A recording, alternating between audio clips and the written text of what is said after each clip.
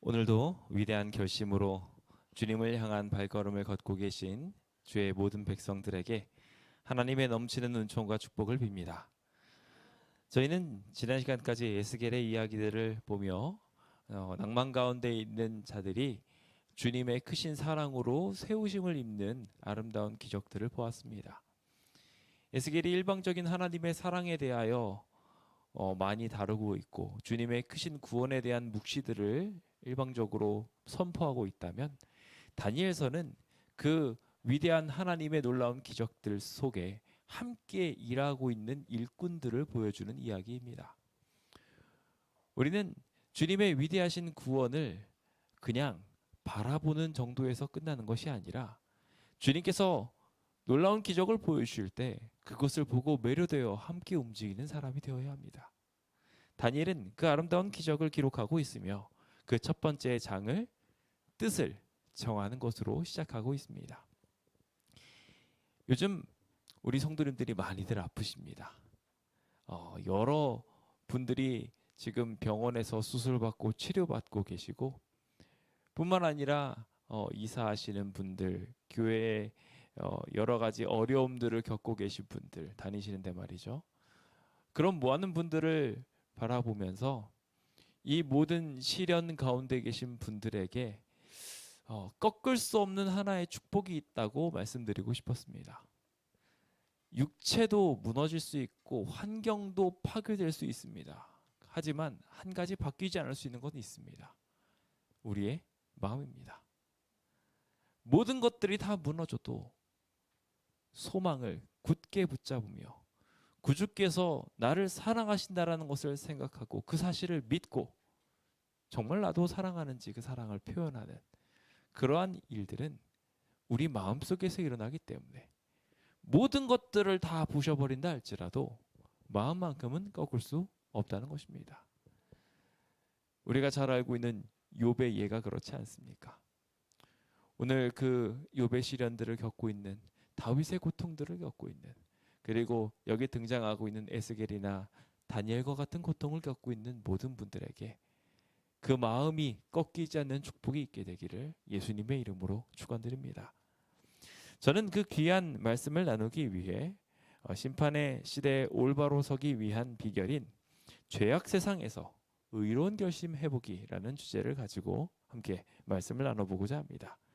다니엘서 1장에 있는 본문을 살피기 전 시편 17편 3절에 있는 말씀을 함께 먼저 읽어보도록 하겠습니다. 함께 볼까요? 시작. 주께서 내 마음을 시험하시고 밤에 내게 오시어서 나를 감찰하셨으나 흠을 찾지 못하셨사오니 내가 결심하고 입으로 범죄하지 아니하리이다. 아멘. 여기 다윗의 고백을 보면은요, 참 멋진 구석이 있습니다. 분명하게 다윗은 지금 난관 속에 있음이 분명합니다. 그의 마음에 시험이 이르렀다라고 표현하고 있습니다. 그런데 그 어려운 상황 중에 하나님께서 와서 다윗을 살피셨습니다. 밤에 가장 취약한 시간에 마음이 꺾여도 한참 꺾이고 외로워도 한참 외로울 그 시간에 하나님께서 와서 그를 살폈는데, 하나님께서 그의 마음 전체를 살피시고 그의 육신 전체를 살피시고 그의 환경 다 살펴보니까 환경은 어그러지고 그의 육신은 만신창이가 되어 있다 할지라도 여전히 한 가지가 바로 서 있는 것입니다. 마음이 올곧게 주님을 여전히 향하고 있는 것이죠. 주님께서는 그것을 가리켜 흠을 찾지 못했다라고 표현하셨습니다. 육체도 환경도 다 망가져 있음에도 불구하고 그 마음이 올곧게 서 있으니까 주님께서는 그를 가리켜서 흠이 없다고 인정해 주셨던 것입니다. 다윗이 결심하고 입으로 범죄하지 않겠다 한 이 아름다운 고백이 오늘 이 자리에 있는 우리 모두의 고백이 되면 얼마나 좋을까요? 주변이 우리에게 다 손가락질하고 욕할 수 있습니다. 내 몸이 부러지고 다치고 온갖 어려움들로 괴로움에 빠질 수 있습니다. 하지만 그 모든 상황들과 관계없이 바뀌지 않는 한 가지, 우리 마음을 주님께 가져간다면 주님께서는 그 마음을 받으시고 축복하실 것입니다. 오늘 그 뜻을 멋지게 정하시는 주의 백성 되시길 예수님의 이름으로 축원드립니다. 에베소서 5장은 잠자는 자여 깨어서 죽은 자들 가운데서 일어나라. 다들 졸며 자고 있을 때 그 마음이 깨어나서 하나님을 바라보라 라고 촉구하고 계십니다. 어떻게 행해야 할지 자세히 주의하여 보아서 주변 사람들이 다 지혜 없게 이 세상을 쫓아간다 할지라도 오직 지혜 있는 자와 같이 되어 세월을 아끼면서 마음을 결심하여 선하게 살아가라고 말하고 있습니다. 이 때가 악할 때, 이 환경이 더욱 안 좋을 때, 내 상황이 더욱 좌절될 만한 상황일 때, 이 때가 악함으로 말미암아 세월을 아끼고 뜻을 정하라고 주님은 우리에게 촉구하고 계신 것입니다. 힘들면 힘드니까 놓아도 됩니까? 세상 사람들이 보기에는 저렇게 힘든데 라고 생각하며 안 해도 돼 라고 말할지 모르겠지만, 도리어 성경에서는 약할 때야말로 도리어 주님을 붙들어 강해야 할 때이고, 세월이 악할수록 더욱더 우리는 이 시대를 아끼며 하나님 앞에 올바로 서야 된다고 말하고 있습니다. 오늘 심판을 맞이한 이 다니엘서의 배경을 살펴보며 현대에 등장하고 있는 많은 실상들, 코로나부터 시작해서 재개발, 그리고 우리 몸이 갈수록 안 좋아지고 다치는 이 어려운 상황들에 이르기까지 사단이 어떻게 개입하고 있는지와 또한 나는 거기에서 무엇을 해야 하는지 함께 생각해 보게 되시길 예수님의 이름으로 축원드립니다. 오늘 우리는 그 다니엘서의 이야기의 첫 번째 장인 1장, 사실 다니엘서 12장까지의 이야기는 우리가 수없이 살펴보았죠. 너무 잘 아시고 1장의 이야기는 아마 눈 감고도 줄줄줄 내용을 읊으실 수 있는 내용이라 생각합니다. 함께 그 내용을 다시 한번 복습해보며 이 죄악 세상에서 뜻을 정하고 위기에 빠진 백성들이 어떻게 일어서게 되는지 함께 좀 살펴보고자 합니다. 저는 먼저 그 이야기를 살펴보기 전에 예레미야 32장에 등장하고 있는 배경을 살펴보게 됩니다. 유다 왕국의 왕들이 참 많았는데요. 그 왕들 중에 참 슬픈 사연들을 가지고 있는 이들이 꽤나 많았습니다. 여기 등장하고 있는 예레미야를 통해 멸망받은 이야기들은 우리가 너무나 잘 알고 있는 이야기고요. 이스라엘의 유다 왕국의 마지막 왕이었던 시드기야로 말미암아 완전하게 이스라엘이 멸망하는 이야기는 역사 속에 이미 기록되었고 하나님께서 예견하여 이 땅이 그렇게 흘러갈 것이다 라고 말한 결과물이었습니다. 이 세상은 분명히 이렇게 멸망을 향하여 달려갈 것입니다. 시드기야가 결국 버티지 못하고 바벨론 앞에 다 멸망당할 수밖에 없었던 것처럼 이 세대도 결국 무너질 수밖에 없게 될 것이라는 것입니다. 이것은 예언된 일이고 결국 사용될 하나님의 패 중에 하나입니다. 이렇게 바벨론으로 멸망하게 될 이 시대, 어쩌면 이 시대와 마찬가지로 이 시대의 흐름은 결국 멸망을 향하여 달려가게 될 것입니다. 자, 이 시드기야 시대에서 조금 더 앞으로 돌아오겠습니다. 이것이 오늘의 배경입니다. 완전히 멸망한 시드기야의 시대가 아니라 지금 다니엘이 고통을 겪고 있는 시대는 여호야김 시대입니다. 아직 멸망까지 시간이 남아있는 상황이에요. 지금 우리도 마찬가지 시대에 살아가고 있죠. 멸망이 예견된 세상에 살아가고 있지만 아직 우리는 멸망을 눈앞에 두고 있지는 않습니다. 하지만 마치 멸망을 상상할 만한 상황 속에 살아가고 있지요. 하나님의 선지자 예레미야가 그렇게 말렸습니다. 그 앞에 있었던 일들도 똑같이 어려움을 겪게 되어 갈그미스 전투에서 그들이 따르려고 했던 애굽이 결국 바벨론한테 패망하는 모습을 보며 이제 주도권이 바벨론으로 넘어갔다는 사실이 분명해졌습니다. 하나님께서 이 모든 역사를 주관하고 계시다는 것이 보인 것이죠. 지금 우리도 마찬가지의 시대에 살아가고 있습니다. 현대 과학이 정말 대단하다고 생각하며 박수치면서 살았는데 결국 이 세상의 질병이 그 과학을 무너뜨리는 것을 그냥 보고 있습니다. 결국 이 멸망의 징조들이 이 과학 시대의 천문학적인 재산을 때려 부어도 수많은 사람들의 지혜들이 다 동원되더라도 이거 못 이긴다라는 거에 대하여 명확하게 보여주는 시대에 우리가 살아가고 있어요. 결국 이 세상은 멸망할 것이라는 것을 보는 시대. 지금 이 여호야김 시대에 우리도 살아가고 있는 것입니다. 우리가 그렇게 세상이 결국 하나님의 심판을 이기지 못하는구나라는 것을 알게 된다면 우리는 어떠한 선택을 해야 할까요? 여전히 이것을 이기지 못할 것을 인정하지 않고 싸워야 될까요? 아니면 하나님을 향하여 우리의 고개를 들고 주님의 구원을 고대해야 될까요? 요즘에 코로나 백신 잉여를 받게 하는 그게 있더라고요. 신청만 잘하면 맞을 수 있습니다. 제가 뭐 이것을 막고 이것이 안 좋다 이런 얘기 전혀 하는 건 아닙니다만 다만 우리가 좀 생각해 보아야 할 것이 있습니다. 우리를 구원하는 것이 하나님입니까? 아니면 백신입니까? 오늘 그것을 먼저 우리 마음속에 분명하게 가지게 되기를 예수님의 이름으로 축원드립니다.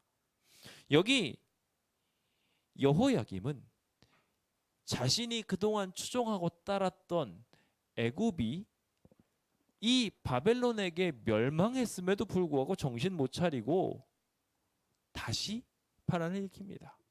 3년씩이나 제발 그러지 마라고 이야기했는데 여호야김은 다시 반란을 일으켜요. 이 선지자의 권유를 무시한 여호야김은 끔찍하게 포로로 끌려가게 되는 이야기를 우리는 과거 이야기들을 통하여 이미 살펴보았었습니다. 그는 이제 느부갓네살에게 끌려가면서 그의 자식들은 다 죽임을 당하게 되고 그는 쇠사슬에 매어 끌려가게 되며 결국 바벨론에서 비참하게 죽임을 당하게 됩니다.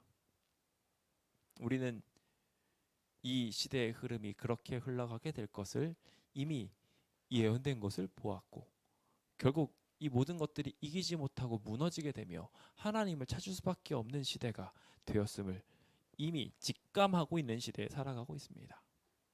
그때 우리는 어떠한 방향을 가지고 어떠한 마음을 가지고 살아야 하겠습니까? 분명히 우리는 이 여호야김과 함께 포로로 끌려가고 있습니다. 주님께서 예견한 재앙의 시대로 들어가고 있습니다.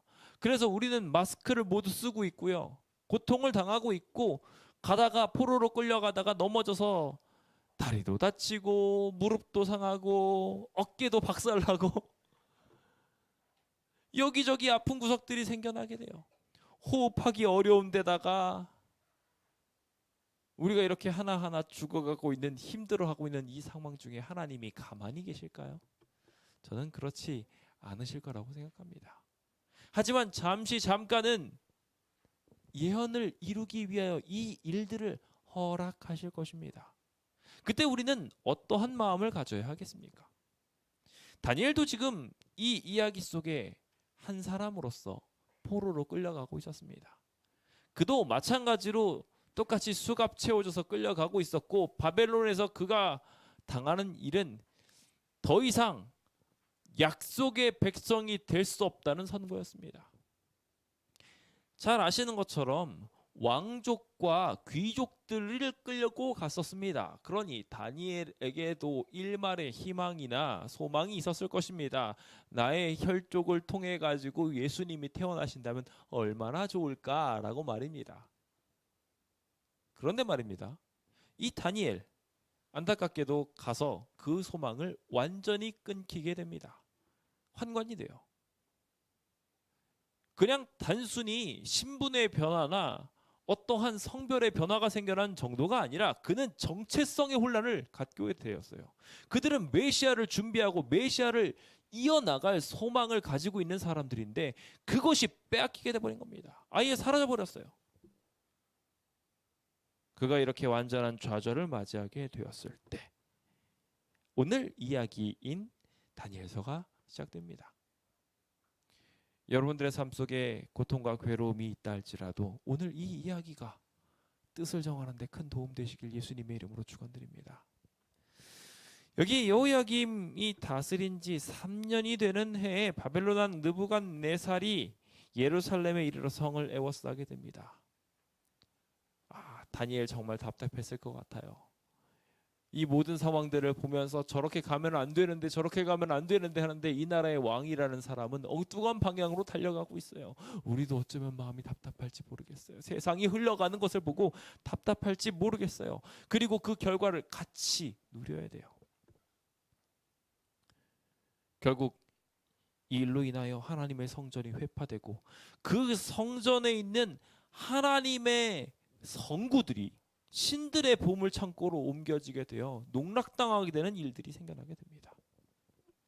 이런 어려운 상황이 다니엘에게 어떠한 마음을 갖게 하였을까요?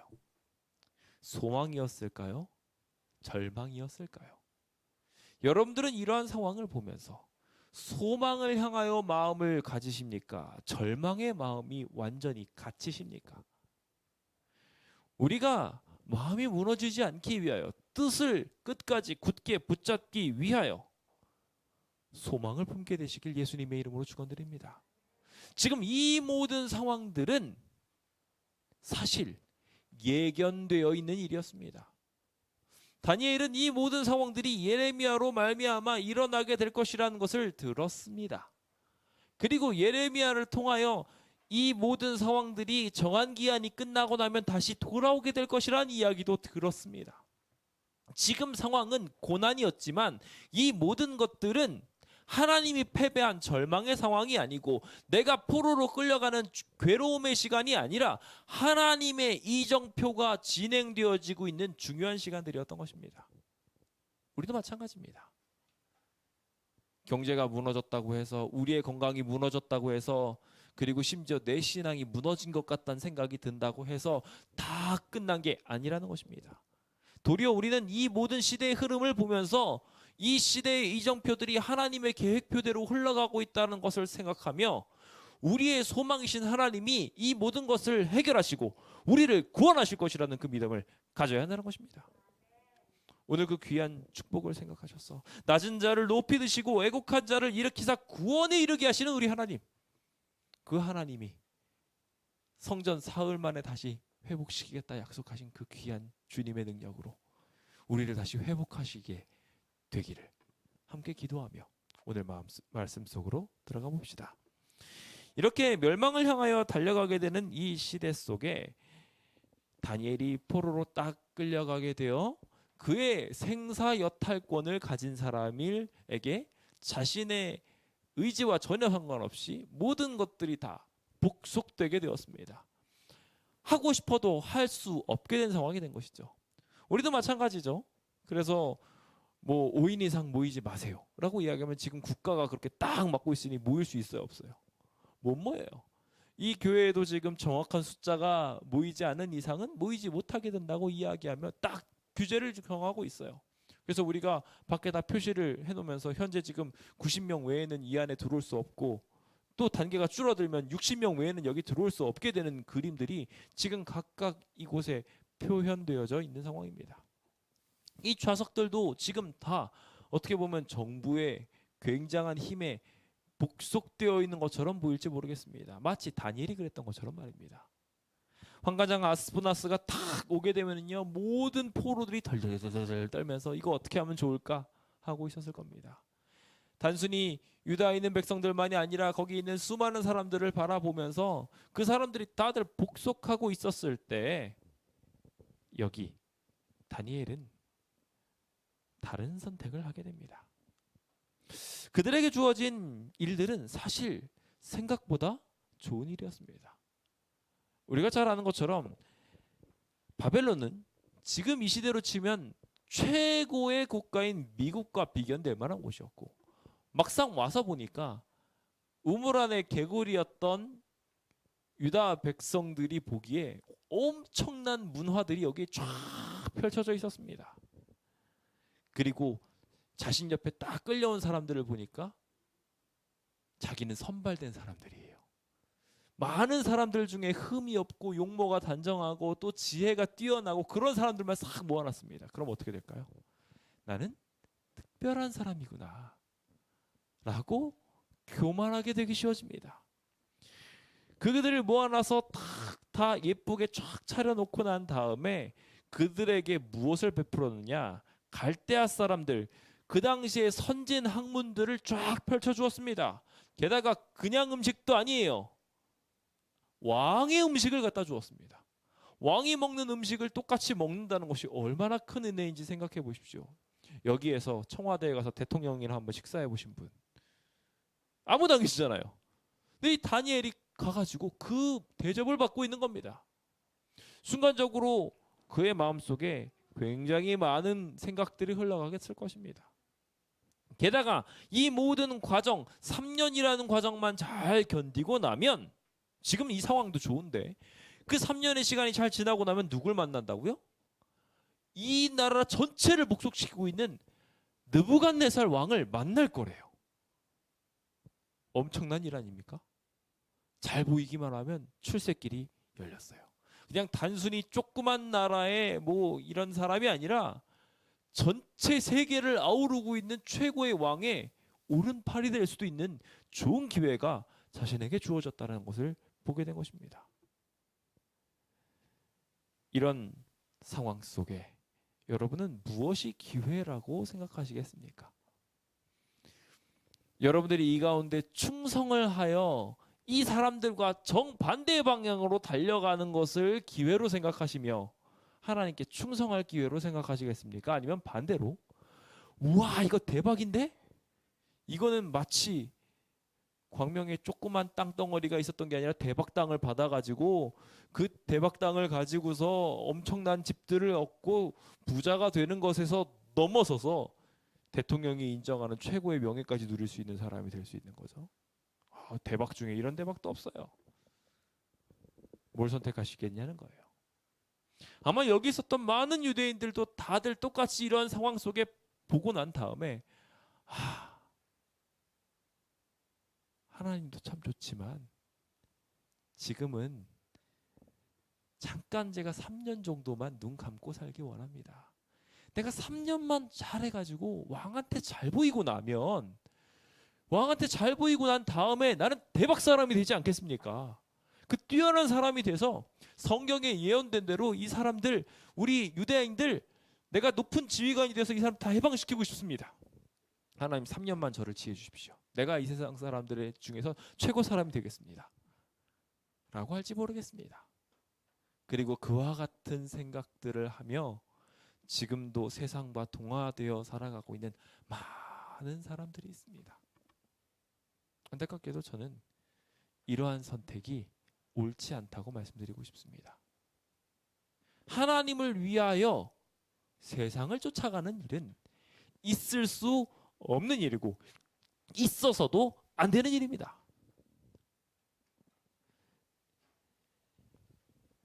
여기 그들의 정체성을 바꾼 이름들이 있습니다. 벨사살, 사드락, 메삭, 아벳느고. 여기 등장하고 있는 모든 새로운 이름들은 다들 하나님 대신에 그 당시에 바벨론에 있었던 신들의 이름들을 넣어두었습니다. 벨, 마르둑, 아쿠, 느고 신들의 이름들을 넣어놓으면서 그 사람들의 축복들, 그 신들의 축복을 받는 사람들로 그들의 이름들을 적어두었지요. 하지만 성경은 여기 뜻을 정한 다니엘의 이름을 계속 벨드사살이라고 말하지 않고 다니엘이라고 말하고 있습니다. 하나님이 심판하신다라고 그는 끊임없이 자신의 이름들을 외치고 살았고 주변 사람들이 다들 그를 향하여 벨드사살아라고 부를 때 아닙니다. 저는 다니엘입니다. 라고 끝까지 마음을 정했던 것입니다. 벨드사살이 되는 순간 말 그대로 벨이 그의 생명을 지켜주는 것 같이 느껴지고 모든 축복들을 다 누리면서 왕의 옆에 있는 사람이 될 수 있는 것처럼 보였지만 그 평탄한 대로보다 더 중요한 것이 하나님이었던 것입니다. 그래서 그는 뜻을 정했어요. 오늘 그 위대한 뜻이 우리 안에 있게 되어서 세상이 주는 어떠한 쾌락과 즐거움보다도 하나님이 최고라고 생각하고 모든 걸 잃어버려도 내 마음만큼은 하나님의 것으로 끝까지 두게 되시는 주의 백성 되시길 예수님의 이름으로 축원드립니다. 다니엘은 이렇게 의롭게 살아가기 위하여 세 가지 일들을 하게 되는데요. 첫 번째는 말씀대로 뜻을 정했던 것입니다. 여호수아 1장 8절에 있는 말씀입니다. 함께 보도록 할까요? 시작. 이 율법책을 내 입에서 떠나지 말게 하며 주야로 그것을 묵상하여 그 안에 기록된 대로 다 지켜 행하라. 그리하면 내 길이 평탄하게 될 것이며 내가 형통하리라. 형통의 비결을 무엇이라 말하고 있습니까? 말씀, 즉 율법책이라고 말하고 있습니다. 그것을 입에다가 달달달달 붙여놓으라는 것입니다. 그렇게 입에서 계속 그것을 맴돌게 하라는 거예요. 하늘의 원칙들을 계속 우리의 입에 머물게 하는 것을 통하여 그것이 비로소 축복이 될 것이다. 주님은 그렇게 약속하고 있습니다. 자꾸 이렇게 하나님 말씀을 되뇌이지 않으면요, 세상 사람들의 이야기가 그런가 하면서 설득되기 쉽습니다. 그러므로 우리는 계속해서 마음에 하나님의 말씀을 두어야 합니다. 여기 등장하고 있는 다니엘은 그 말씀을 계속 입에 두었고 그것을 실천하려 했습니다. 그래서 그는 그 말씀대로 뜻을 정하였다라고 말하고 있습니다. 세상의 것 그거 따르지 않겠다고 말했던 것입니다.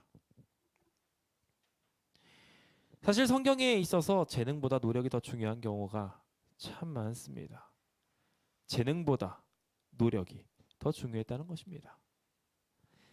하지만 많은 사람들이 나는 재능이 없어서 안 돼, 나는 그런 독특한 사람이 될 수 없어 라고 말하면서 노력을 하지 않습니다. 도전하기를 포기합니다. 하지만 재능이라는 그 핑계를 대는 것은 비겁한 일입니다. 사실 하나님께서는 그 재능보다 더 놀라운 능력을 가지고 계시며 우리가 결심을 한다면 축복하실 수 있기 때문입니다. 오늘 우리가 하나님 앞에 온전히 서지 못하는 이유는 결심의 부족 때문이 아닐까요?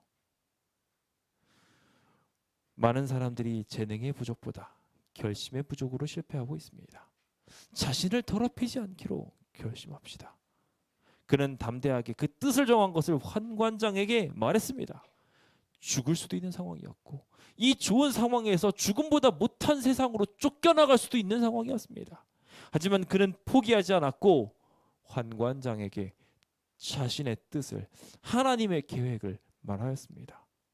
그리고 하나님께서 환관장에게 은혜와 공유를 얻게 하여 주셨습니다. 오늘 이 자리에 계신 모든 분들도 그렇게 하나님의 크신 은혜를 받을 수 있는 사람들이라는 것을 꼭 기억하셨으면 좋겠습니다.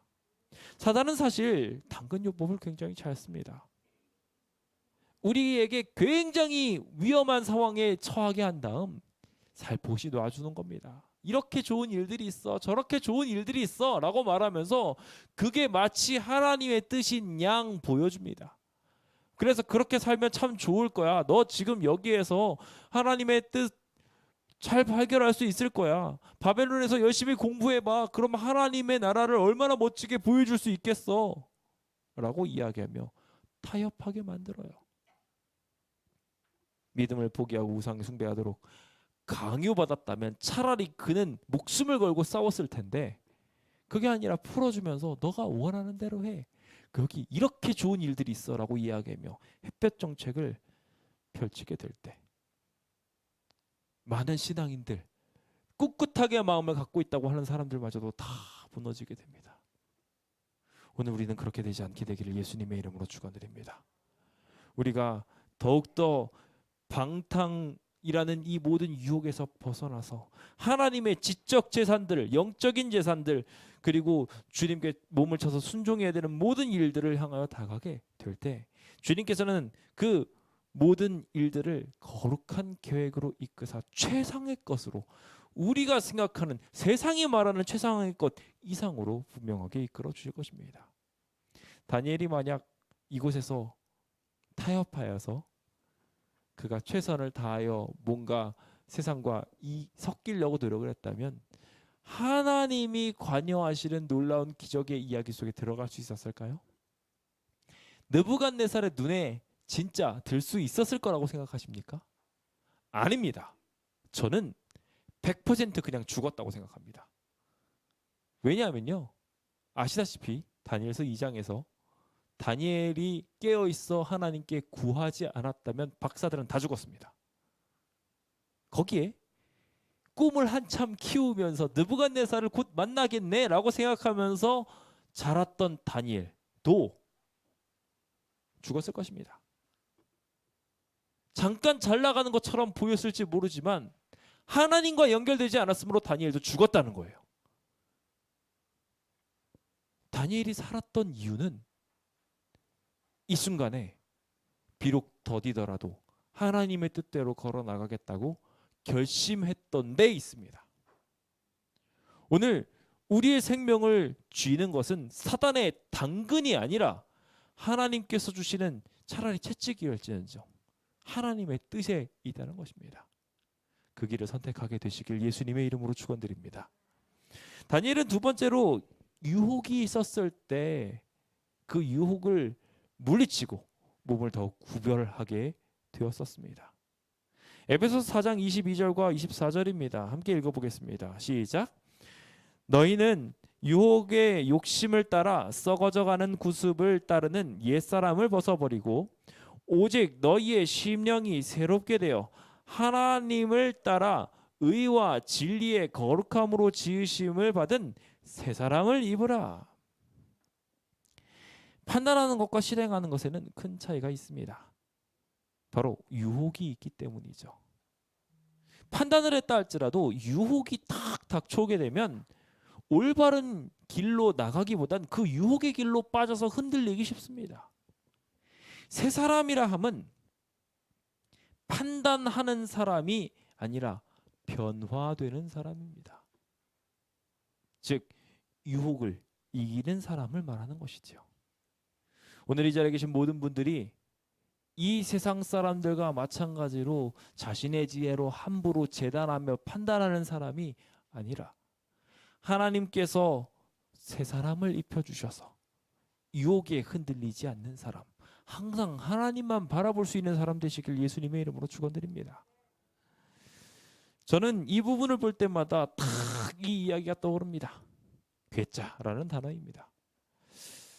10절에 보시면은 환관장이 다니엘에게 내가 내 주 왕을 두려워한다라고 이야기를 참 돌려서 예쁘게 말해주고 있습니다. 너희 먹을 것을 마실 것을 왕이 주관했어. 나는 너에게 좋은 거 주고 싶은데 왕이 이렇게 지정이 돼 내가 안 줬다가 너네들 얼굴 망가지면 나 어떡하니? 너희들 얼굴 초췌해져서 야채만 풀떼기들만 먹다가 너희들이 정말 말 그대로 약해지면 나 왕한테 죽임당할 수도 있어 라고 말한 겁니다. 그 이야기를 들으면서 여러분들 어떻게 하시겠습니까? 분명히 이 환관장에게 은혜를 입었다라고 표현하고 있습니다. 지금 호의를 가지고 있는 사람들이에요. 나한테 악독하게 대하는 사람이 아니었다는 겁니다. 하지만 그렇게 호의를 베풀고 있는 사람을 향하여 그는 바른 말을 할 수 있는 사람이었습니다. 그 호의가 없어지고 그 호의 가진 사람이 도리어 나를 핍박할 수 있다 할지라도 바른 말을 하는 사람이었다는 거예요. 때로는 우리 삶에도 주변 사람들의 관계를 의식해서 나와 좋은 관계를 가지고 있는 사람에게 함부로 정확한 바른 말들을 하지 못하는 때가 꽤나 많습니다. 좋은 말을 해야 되는데 나쁜 말을 했다가 관계가 깨지면 나만 고생해 라고 이야기하면서 그 사람이 멸망을 향하여 가고 그 사람과 함께하고 있는 내가 멸망을 향하여 간다 할지라도 바른 말을 하지 않는 사람들도 있습니다. 우리는 하나님을 두려워하고 있는 것인지 이 사람과의 관계가 깨지는 것을 두려워하고 있는 것인지를 명확하게 알아야 합니다. 우리는 하나님을 두려워하고 하나님께 욕을 돌리느니 차라리 괴짜가 되기로 결심하게 되길 간절히 바랍니다. 선지자 왕 483페이지는 그들은 괴짜가 되기를 원치 아니하였다 라고 분명히 못 받고 있습니다. 하지만 하나님께 욕 돌리기보다는 차라리 괴짜가 되기로 결심했다고 그는 기록하고 있습니다. 그래요. 우리는 이렇게 하나님의 뜻에 부합하여 원칙주의적인 사람이 되어야 합니다. 사단은 너 이렇게 안 하면 죽을 거야. 라고 이야기하며 마치 이것을 안 했을 때 엄청난 손해를 보낼 것처럼 우리한테 보여줍니다. 그래서 사생결단을 내라 라고 우리한테 펼칩니다. 그때 우리는 어떤 대답을 해야 할까요?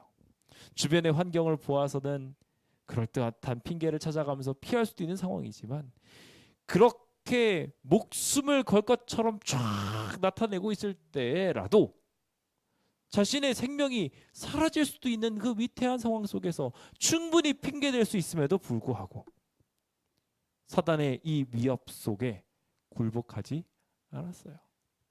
좋은 떡고물들이 아무리 주어졌어도 그는 그 모든 것들을 보고 주저하지 않았다는 것입니다. 하나님이 더욱 귀중했고 하나님의 말씀을 순종하는 것이 더욱 그에게는 소중했기 때문에 그런 그 걸음을 걸었습니다. 오늘 이 자리에 계신 모든 분들도 그 아름다운 축복이 있게 되기를 예수님의 이름으로 축원드립니다. 마지막으로 다니엘은 시험 속에서 하나님의 보호를 믿었던 사람입니다. 이사야서 43장 2절에 있는 말씀입니다. 이 약속을 꼭 믿으시기 바랍니다. 함께 좀 읽어볼까요? 믿는 마음으로 크게 읽겠습니다. 시작. 내가 물 가운데로 지날 때에 내가 너와 함께 할 것이라. 강을 건널 때 물이 너를 침몰하지 못할 것이며 내가 불 가운데로 지날 때에 타지도 아니할 것이요 불꽃이 너를 사르지도 못하리니. 아멘. 코로나가 와서 우리의 호흡기를 망가뜨린다 할지라도 우리를 아주 넘어뜨리게 할 수 있어요? 없어요? 없어요. 우리의 마음은 여전히 하나님께 있으니까요. 설령 우리가 죽는다 할지라도 우리의 마음은 꺾을 수 없을 것입니다. 우리의 부활은 저지할 수 없을 거예요. 하지만 거기까지 가지 않습니다. 다니엘과 세 친구들이 그리 아니하실지라도 하고 꿋꿋하게 섰을 때 주님은 그 약속 그대로 다니엘이 제외된 세 명의 친구들이 풀무불에 들어갔을 때 그들을 정말 말 그대로 불꽃이 그들을 사르지 않는, 오히려 그들의 결박만 살라버리는 놀라운 기적 속으로 초청하셨습니다. 시험 속에 여러분들은 매번 초청을 받습니다. 물 가운데로, 불 가운데로, 강 가운데로 여러분들은 인도를 받을 것입니다. 하지만 그럼에도 불구하고 신뢰하시기 바랍니다. 어깨가 부서지고 다리가 부러지고 무릎이 아프고 팔이 부러지고 그렇더라도 모든 시험 중에 하나님이 초청하셨다 할지라도 그럼에도 불구하고 신뢰하시기 바랍니다. 주님은 그 모든 일들이 도리어 우리에게 복이 되게 하려고 주신 것이지 그것이 시험이 되어 넘어지게 하려고 함이 아니라는 것입니다. 침몰하지 못하게 하시는 하나님의 은혜가 오늘 우리의 결심을 더욱 굳게 붙들어 주게 되시길 예수님의 이름으로 축원드립니다. 다니엘은 환관장에게 구합니다. 당신의 종들을 열흘 동안 시험해 보십시오. 열흘 짧은 시간인가요? 긴 시간인가요? 제가 요즘에 음식을 좀 가려 먹고 있고요. 열심히 운동도 하고 여러모로 건강해지려고 영역적으로 강건해져 보려고 애를 쓰고 있는 중입니다. 제가 한 3주 정도 이렇게 노력을 한 것 같은데요. 이렇게 열심히 노력을 했는데 제가 보고 있으면은 지표들이 별로 안 바뀌었어요. 많이 바뀐 것 같지 않아요. 3주라는 시간이 지났음에도 불구하고 와 대단하다 이런 막 결론이 나타나지는 않더라고요. 절대로 대단한 시간이 아니에요. 10일 동안 극명한 차이를 보이기 어려운 시기입니다. 그런데 말입니다. 다니엘은 믿었어요. 겨우 10일을 걸었어요. 겨우 열흘이면 분명하게 티가 날 거라고 그는 자신했어요. 3년이라는 시간이 있었음에도 불구하고 열흘 동안만 우리 시험해 보십시오. 당당하게 말했어요. 왜 그럴 수 있었을까요? 하나님 믿었으니까 이게 가능한 거예요. 하나님이 이거 할 수 있다고 믿었기 때문에 그런 거예요. 나한테 채식을 주어 먹게 해보십시오. 물 줘서 먹게 해보십시오. 열흘만 그렇게 해보십시오. 하나님이 나를 건강하게 만들어 주실 것입니다.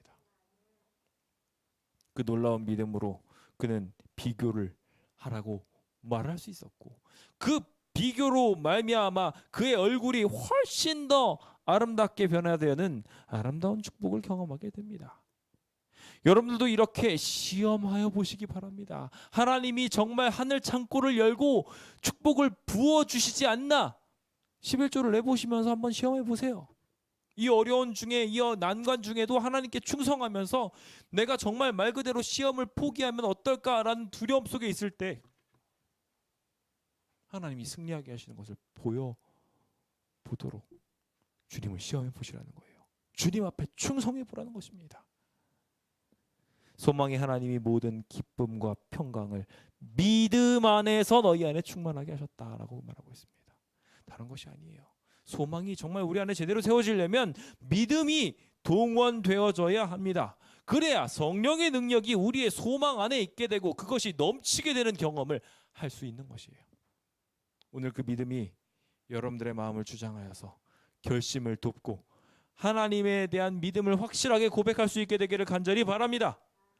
결국 그들은 그 신뢰로 말미암아 성령을 경험하게 되었고 열흘 동안 그들의 얼굴은 더욱 빛나는 얼굴이 되었습니다. 더욱 윤택하여졌다고 말하고 있어요. 다이어트 하고 싶으십니까? 멋진 몸매와 멋진 아름다움을 갖고 싶으십니까? 하나님의 뜻대로 순종해 보십시오. 그게 최고의 영적 다이어트가 될 것입니다. 오늘 그 아름다운 기적을 경험하며 세상이 주고 있는 어떠한 음식보다도 어떠한 음료보다도 하나님의 것이 더 좋다는 것을 고백하고 확고부동한 자기 부정과 동기의 순결로 인하여 하나님이 축복하시는 것을 경험하게 되시길 예수님의 이름으로 축원드립니다. 저는 이제 말씀을 마무리 지으면서 이 모든 일들이 어떻게 가능했는지에 대한 배경을 살펴보고자 합니다. 5월은 가정의 달이었습니다. 이 가정에서 모든 사역들이 얼마나 중요한지 오늘 이 이야기는 우리에게 분명하게 표현해주고 있는데요. 다니엘이 어떻게 이런 놀라운 결정을 이 어린 나이에 할 수 있었느냐에 대하여 이렇게 말하고 있습니다. 다니엘과 그 동무들은 저희 부모들로부터 엄격히 절제하는 습관에 대한 훈련을 받았다라고 말입니다. 가정에서 계속해서 절제하는 훈련을 받았던 것입니다. 계속해서 끊임없이 하나님의 뜻대로 충성하는 법들을 익혔던 것입니다. 여러분들의 집에서 여러분들의 가정에서 스스로가 하나님의 뜻에 얽매여져서 그 순종하는 길들을 계속 걷게 될 때 비로소 그것으로 말미암아 그 일들이 실전 속에서 펼쳐지게 되었다는 거예요.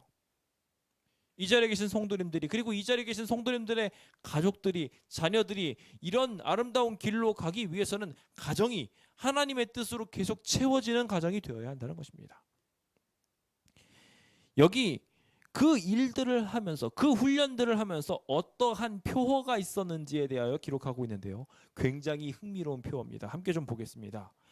하나님께서 그들의 가능성에 대하여 문책하실 것이며 결코 그들의 능력을 위축시키거나 약화시키지 말아야 한다는 가르침을 받았다고 말하고 있어요. 그 가정교육에서 뭘 받았다고요?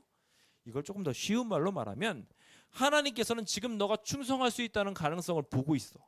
너가 지금 할 수 있다는 가능성을 여전히 두고 있어 라고 계속 가르쳤다는 거예요. 그래서 자신의 능력을 위축시켜서 나 지금 할 수 없어, 여기서 내가 어떻게 이런 말을 해, 내가 어떻게 환관장한테 이런 말을 하겠어 라고 이야기하면서 위축되는 경험을 한 게 아니라 계속해서 뭐 했다고요? 지금 내가 할 수 있는 거 순종하도록 했다는 거예요. 오늘 제가 예배를 드리는데 마찬가지로 우리 김순희 집사님이 또 쩔뚝쩔뚝하면서 올라오시는 모습을 봤어요. 사실 지금 꽤 오랫동안 이렇게 아프신 건데도 불구하고 내가 이 성전에 와야지 하는 마음을 가지고 뜻하니까 올라오시는 거예요. 도리어 올라오시는데 내가 이렇게 올라오는 게 주변 사람들한테 덕이 되지 않을까 봐 걱정이 된다까지 말씀하시면서 그럼에도 불구하고 성전을 향한 믿음을 가지고 걸어오시는 모습을 보면 제가 얼마나 감동받았는지 몰라요. 그 가능성, 내가 이거 할 수 있어, 내 이 다리로 못 가가 아니라 이 다리로 내가 불편한데 더 안 좋아질 수도 있는데 라고 생각하면서 협착해지는 게 아니라 오히려 더 믿음을 가지고 힘들수록 주님께 가자 나가는 거예요. 그러니 그것을 보고 감동받아서 다른 사람들도 함께 더 거룩하게 예배드리게 되는 것이죠.